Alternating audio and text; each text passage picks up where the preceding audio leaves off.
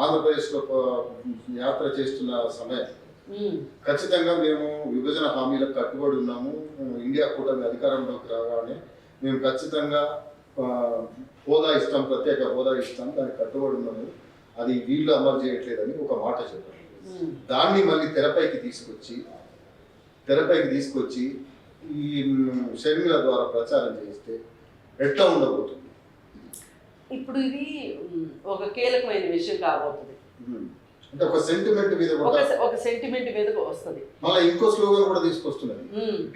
BJP అంటే B అంటే బాబు, జే అంటే జగన్, పి అంటే పవన్. వీళ్ళు ముగ్గురు బీజేపీ తొత్తులే కాబట్టి మేము దీనికి కట్టుబడి ఉన్నామని ఒక స్లోగన్ బలంగా తీసుకెళ్తుంది. ఆవిడ ఈ 10 ఏళ్లలో జరగని ఏదో మేము చేసి చూపిస్తామని చెప్తుంది. ఈమెయితే బలంగా సుడిగాలిలాగానే వచ్చిన మాట వాస్తవం అండి. అయితే వచ్చినంత మాత్రాన ఇది ఎలా ఉంది అంటే, లాస్ట్ టైం ఎన్నికల సందర్భంగా రేవంత్ రెడ్డి 2019 ఎన్నికల సందర్భంలో ఎలాంటి వాతావరణం ఉందో ఇవాళ ఆంధ్రాలో అలాంటి వాతావరణం ఉంది. ఇప్పుడు రేపొద్దున ఈమె ఇప్పుడు తెరలేపింది ఏంటి, ఒక డైలాగ్, మీకు విభజన హామీలు, ప్రత్యేక హోదా అని మాట్లాడింది. ఇప్పుడు రేపొద్దున ఎవరు గెలిచినా సరే కేంద్రాన్ని అడిగే పరిస్థితి ఉంటుంది. ఇప్పుడు ఇవి ఏంటంటే ఒక టార్చ్ లైట్ ఇచ్చినట్టు అయింది, ఒక టార్చ్ బేరర్ లాగా అయింది. ఇప్పుడు ఈవిడిని ఎదుర్కోవాలంటే ఈవిడ మాట్లాడాలి, ఇద్దరు ఎవరో ఒకరు మాట్లాడాలి, లేదా ఇద్దరు అయినా మాట్లాడాల్సిందే. అంటే అదే రాజకీయం అంటే తర్కం, అదే వ్యూహం అనమాట. ఇవి వేసింది వాళ్ళకి. నేను ఇలా మాట్లాడుతున్నాను, వాళ్ళకి ఏమనిపిస్తుంది, నేను కాక మనం రాజకీయాల్లోకి వచ్చినామా, ఆమె అంత పెద్ద మాట మాట్లాడుతుంటే ఈ మాట మనం అనకపోతే మనకి అంటే ఇప్పటి వరకు అయితే పవన్ కళ్యాణ్ అంటలేడు, జగన్ అంటలేడు, లేకపోతే బాబు అనట్లేదు. అవును, ఆ ముగ్గురికి అసలు వీటితో సంబంధం లేదు. అందుకే వీళ్ళు వాళ్ళ ముగ్గురు అసలు మన విషయం కాదనుకుంటున్నారు, వాళ్ళు గెలవడమే ముఖ్యం అనుకుంటున్నారు. కానీ ఒకవేళ రేపొద్దున వీళ్ళలో ఎవరు గెలిచినా సరే, ఒకవేళ షర్మిల గెలిచే పరిస్థితి అయితే ప్రస్తుతానికి ఉందని అనిపించట్లేదు. ఒకవేళ ఏదైనా ఆమె రాజకీయాల్ని కొంచెము మార్చగలిగిన పరిస్థితిలో అయితే ఆమె ఒక ప్రత్యామ్నాయ శక్తిగా అయితే మటుకు అతి తక్కువ కాలంలో ఎదిగిందనే చెప్పుకోవచ్చు. అంటే మేడం అంటే ఇటీవల కాలంలో రాజకీయ పరిణామాలన్నీ మారుతున్నాయి ఆంధ్రప్రదేశ్లో. సరే, షర్మిల ఎంట్రీ తోటి మారుతున్నాయా లేకపోతే ఇంకోటి అనుకుంటే మాత్రం ఇటు పవన్ కళ్యాణ్, చంద్రబాబు ఇద్దరు కలిసి పోతారు అని చెప్పేసి అందరు అనుకుంటున్న తరుణంలో కొన్ని నియోజకవర్గాలలో చంద్రబాబు అభ్యర్థులను ప్రకటించుకుంటూ వెళ్తున్నారు. దీన్ని ఖండిస్తున్నాడు పవన్ కళ్యాణ్. కొత్త ధర్మాన్ని వీళ్ళు విస్తరిస్తున్నారు. అంటే ఇద్దరి మధ్యలో గ్యాప్ వచ్చినట్టే అనుకోవచ్చా? ఇద్దరి మధ్యలో గ్యాప్ వచ్చింది. ఆ గ్యాప్ కూడా ఎట్లా వచ్చిందంటే, మామూలుగా అయితే ఇంత గ్యాప్ వస్తుంది అని అనుకోలేదు. పవన్ కళ్యాణ్ కూడా అంత గ్యాప్ తెచ్చుకోవాలని అనుకోలేదు. అంటే మనసులో ఉన్న ధైర్యం చేయలేకపోయాడు. కానీ ఎప్పుడైతే మన 25వ తారీఖు సాయంత్రం ఆయనకి గ్లాస్ గుర్తు వచ్చిందో, వచ్చిన మరుక్షణం ఆయనకి ధైర్యం వచ్చేసింది, ధీమా వచ్చేసింది. ఆ రోజు సాయంత్రమే అప్పుడే అందిన వార్తలు నన్ను ఎవరో అడిగారు. అడిగితే నేను అన్నా, ఇంకా పవన్ కళ్యాణ్ కొమ్ములు వస్తాయి అని. తెల్లారి పొద్దున్న ప్రెస్ మీట్ పెట్టాడు. పెట్టి పొద్దు ధర్మాన్ని విస్మరిస్తున్నాడు చంద్రబాబు నాయుడు. అంటే ఇది చేసింది ఎవరు అంటే బీజేపీ చేసింది. ఈ ఆటకు తెరలేపింది బీజేపీ. వీళ్ళిద్దరి మధ్యలో కొంత గ్యాప్ తీసుకురావాలి. ఆ గ్యాప్ వల్ల జరగబోయేది ఏంటి అంటే, సీట్లు ఎక్కువ అడుగుతాడు పవన్ కళ్యాణ్. ఇప్పుడు పవన్ కళ్యాణ్తో పొత్తు కావాలి అంటే సీట్లు ఇచ్చి తీరాలి చంద్రబాబు నాయుడు. చంద్రబాబు నాయుడు సీట్లు ఇచ్చాడు అంటే కనుక ఆయనకు అప్పటిదాకా పనిచేస్తాను అనుకున్న, సీట్లు వస్తాయి అని పనిచేసిన తెలుగుదేశం నాయకులు ఎవరైతే ఉంటారో, ప్రాణాలు కేసులు పెట్టించుకొని డబ్బులు ఖర్చు పెట్టుకుని చేసిన నాయకులు ఎవరైతే ఉంటారో వాళ్ళు పవన్ కళ్యాణ్కి ఎందుకు సహకరిస్తారు చెప్పండి? అసలు పవన్ కళ్యాణ్కి ఎంత క్యాటర్ ఉందని, ఆయనకు అభిమానులు ఉన్నారు. ఇంత చేసి అభిమానులందరూ ఓటేస్తారో లేదో కూడా నమ్ముకోలేదు. మీరు ఒక్క నాయకుడు చూపించండి పవన్ కళ్యాణ్ పార్టీలో, రాజకీయాలు తెలిసిన అవకాశం పట్టిన నాయకుడు ఎవరన్నా ఉన్నారు అంటే నాదైనా మనోహర్ తప్పితే ఒక్క నాయకుడు లేడు అందులో. మిగతా వాళ్ళందరూ స్పోక్స్ పర్సన్స్ వల్ల ఏమవుతుందండి?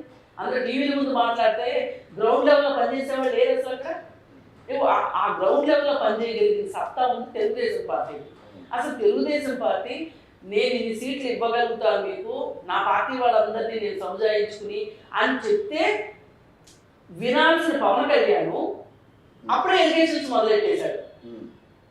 ఇప్పుడు అది ఎట్లుందంటే మైనార్టీ దేవుడి కొడుకు తండ్రి మీద గోల్ చేసినట్టుంది. ఎట్లా చేస్తారు చెప్పండి? అందుకోసం ఇంతవరకు ఈయన పార్టీ అధికారంలోకి రాలేదు. అధికారం అంటే ఏంటో ఈయన తెలియదు. అధికారాన్ని చవిచూడని వ్యక్తి ఛాలెంజ్ చేస్తా పోతా ఉంటే ఎట్లా ఉంటుంది? మరి అక్కడ ఎంతమంది ఉన్నారు తెలుగుదేశం పార్టీలో? ముఖ్యమంత్రులు ఉండ్రి, మాజీ ముఖ్యమంత్రులు ఉండ్రి, మంత్రులు ఉన్నారు, వాళ్ళు మాజీలు కావచ్చు, మంత్రులు ఉన్నారు, ఎమ్మెల్యేలు ఉన్నారు, ఎంపీలు ఉన్నారు, ఎమ్మెల్సీలు ఉన్నారు. అంతమంది లీడర్లు ఉన్న తెలుగుదేశం పార్టీని నువ్వు గల్లబట్టుకుని మాట్లాడేదాకా వచ్చావు అంటే నీకు ఇంత ధైర్యం ఏంటి అసలు? ఎందుకు మాట్లాడుతున్నావు? అంటే ఒక ప్లాన్ నడుస్తుంది ఆంధ్రప్రదేశ్లో అనేది కొంతమంది చెప్పిన విషయం ఏంటంటే ఆంధ్రప్రదేశ్లో ఒక నయా ప్లాన్ నడవబోతుంది. బీజేపీ పవన్ కళ్యాణ్ పొత్తుతో పోటీ చేయబోతున్నారు. చంద్రబాబు కాంగ్రెస్ వామపక్షాలు కలిసి పోటీ చేయబోతున్నాయి. ఇది నయా policy. DK Shivakumar Karnataka deputy CM DK Shivakumar direction లో నడవబోతుంది. సోనియా గాంధీ, ప్రియాంక గాంధీ, సోనియా గాంధీలతో 3 మీటింగులు పెట్టి ఇక్కడ 6 గ్యారెంటీస్ అమలు చేస్తున్నట్టుగానే ఆంధ్రప్రదేశ్లో కూడా అక్కడ పరిస్థితులకు అనుకూలంగా 6 గ్యారెంటీలు అమలు చేస్తామని వీళ్ళతో ప్రకటింపజేస్తారు. అది చంద్రబాబు సంతకం, షర్మిల సంతకంతో అనేది ఒక ప్రచారం అవుతుంది. ఇది వాస్తవం అనుకోవచ్చా? ఇదే కనుక జరిగితే ఆంధ్రప్రదేశ్ ప్రజలంతా అదృష్టవంతులు ఇంకొకరు లేరు. వాళ్ళు నెత్తిన పాలు పోసినట్టే, చంద్రబాబు నాయుడుకి నెత్తిన పాలు పోసినట్లే ఆంధ్రప్రదేశ్ ప్రజలు నెత్తిన పాలు పోసినట్లే. అసలు ఇంకా వీళ్ళ విజయానికి అడ్డు ఆపు ఉండదు. ఇప్పుడు రాసి పెట్టుకోవచ్చు. ఇదే కనుక జరిగితే జరిగిన రోజున ఎవరు గెలుస్తారు అంటే రాసి పెట్టుకోవచ్చు, ఖచ్చితంగా రాసి పెట్టుకోవచ్చు. అసలు బీజేపీ మొహం ఎవరు చూస్తారండి ఆంధ్రప్రదేశ్ లో? బీజేపీ తోక పట్టుకొని తిరుగుతున్న పవన్ కళ్యాణ్ ఎవరు చూస్తారు? ఇప్పుడు అతను క్రియేట్ చేసుకున్నాడు. అట్లా బీజేపీ క్రియేట్ చేసింది పవన్ కళ్యాణ్ని బలవంతపు, అంటే చస్తావా, నీ కోసం నేను చస్తాను, లేదంటే చంపుతాను అనేంత గాఢమైన ప్రేమని ప్రేమికులు మాట్లాడినంతగా ఆ విధంగా నువ్వు పొత్తుకు ఒప్పుకుంటావా చస్తావా అని చంద్రబాబు నాయుడు బ్లాక్మెయిల్ చేస్తున్నారు ఒక రకంగా. వీళ్ళు అస్సలు అవసరమే లేదు. చంద్రబాబు నాయుడు కనుక ఈ క్లారిటీ ఉంటే కనుక ఆంధ్రప్రదేశ్ ప్రజలంతా అదృష్టవంతులు ఎవరూ లేరు. ఇవాళ చంద్రబాబు నాయుడు బయటపడి మాట్లాడాలి. నాకు అవన్నీ జరిగిపోయిందంతా వదిలేసేది. నేను విభజన హామీల కోసం పోరాడతా. నా దగ్గర విజన్ ఉంది. ఆ రోజు నేను విజన్ 2020 అంటే నవ్వారు. కానీ హైదరాబాద్ వాళ్ళ విజన్ 2020 వల్ల హైదరాబాద్ ఎలా ఉంది చూసుకోండి మీరు కావాలంటే. హైదరాబాద్ లో ఆ రోజు ఏ ఏరియాలో అయితే ఎకరం ₹1,00,000 లేని ఏరియా ఈ రోజు 100 కోట్లు అయ్యింది అంటే విజన్ 2020 పెట్టక ముందు, పెట్టిన తర్వాత 2020 తర్వాత 100 కోట్లు ఎకరం వెళ్ళింది. అది నేను విజన్ 2020 పెట్టినప్పుడు అంటే 20 years బ్యాక్ నేను పెట్టినప్పుడు అక్కడ ఎకరం ₹1,00,000 కూడా లేదు, కొనే దిక్కు దివాణం లేదు. అట్లాంటి దాన్ని నేను అలాంటి హైదరాబాద్ నేను తయారు చేశాను. నా దగ్గర ఆ విజన్ ఉంది, నా దగ్గర ఆ ప్రణాళిక ఉంది. నేను అభివృద్ధికే నేను కట్టుబడి ఉంటాను, నాది విధ్వంసం కాదు అని కనుక నేను అమరావతి కట్టుబడి ఉన్నాను.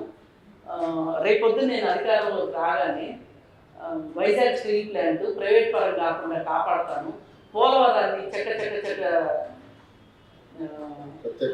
మార్గం చేస్తాను. ఇట్లా ఇవన్నీ మాట్లాడి నాకు కాంగ్రెస్ తోడు ఉంటే నేను ఎన్ని చేయగలుగుతాను అని కనుక చంద్రబాబు నాయుడు ఒక్క మాట మాట్లాడితే ఇంకా వాళ్ళకి జగన్మోహన్ రెడ్డి కావచ్చు, పవన్ కళ్యాణ్ కావచ్చు, బీజేపీ కావచ్చు, ఆంధ్రప్రదేశ్లో నోకలు కొట్టవాలి, మంచినీళ్ళు కొట్టవాలి. ఎందుకంటే బీజేపీ మీద ఆంధ్రప్రదేశ్ ప్రజలు అంత బాధతో అంత కోపంతో ఉన్నారు.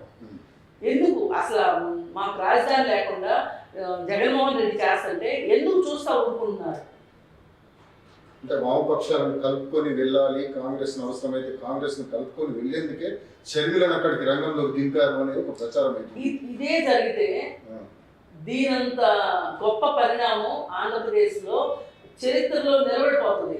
అంటే ఆంధ్రప్రదేశ్ లో కొత్త కూటమికి తెరలేకపోతుంది దీన్ని బట్టి చూస్తే. దీన్ని బట్టి చూస్తే ఉమ్. ఇప్పుడు బీజేపీ హైటెన్షన్ వైరండి, ఆ. ఎవరు పట్టుకుంటారు మారిపోతారు ఆంధ్రప్రదేశ్ లో. ఆ. చంద్రబాబు నాయుడు కూడా ఇదే అర్థం కావాలి. ఉమ్. ఇంకా అర్థం కాకుండా, అర్థం చేసుకోలేకుండా మేనమేషాలు లెక్క పెడుతున్నాడు. ఓ పక్కన సమయం అయిపోతుంది, దగ్గరకు వచ్చేసింది. ఉమ్. మరి ఇంత సమయం లేని టైంలో నువ్వు ఇంకా మేనమేషాలు లెక్కేస్తానంటే ఎట్లా కుదురుతుంది? అసలు ఏ విధంగా బీజేపీని నమ్ముతారు ఆంధ్రప్రదేశ్ ప్రజలు? నిలకడలేని పవన్ కళ్యాణ్ ఎట్లా నమ్ముతారు అనే ఒక ఆలోచన ఉండద్దా?